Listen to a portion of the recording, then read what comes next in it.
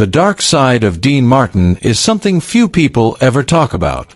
Born Dino Paul Crocetti on June 7, 1917, in Steubenville, Ohio, to Italian immigrant parents, Martin grew up speaking Italian before he ever learned English.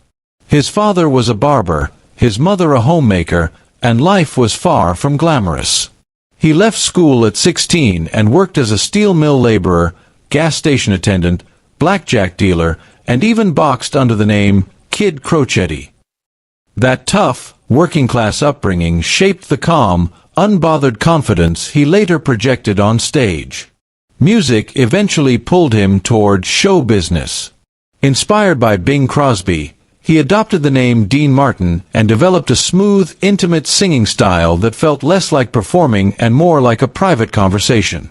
His big break came in 1946 when he teamed up with Jerry Lewis, forming one of the most successful comedy duos in history. When they split in 1956, many thought Martin would fade away, but instead, he reinvented himself as a respected dramatic actor in films like The Young Lions and a major recording star with hits like That's Amore and Everybody Loves Somebody, even knocking the Beatles off the top of the charts in 1964.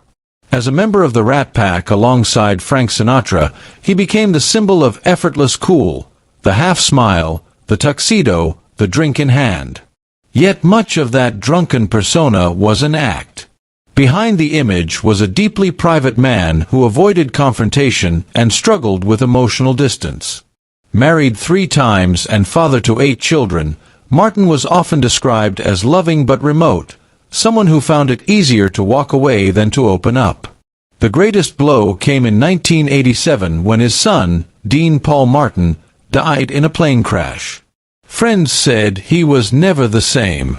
He withdrew from public life, the sparkle fading from a man who once made everything look easy. A heavy smoker, he was diagnosed with lung cancer in 1993 and declined surgery. On Christmas Day 1995, Dean Martin died at 78 from respiratory failure. The lights of the Las Vegas Strip dimmed in his honor, a final tribute to the man who defined an era. To the world, he was the king of cool. But behind the laughter and legendary voice was a man who quietly carried grief, guarded his heart, and paid the price for a lifetime of emotional distance.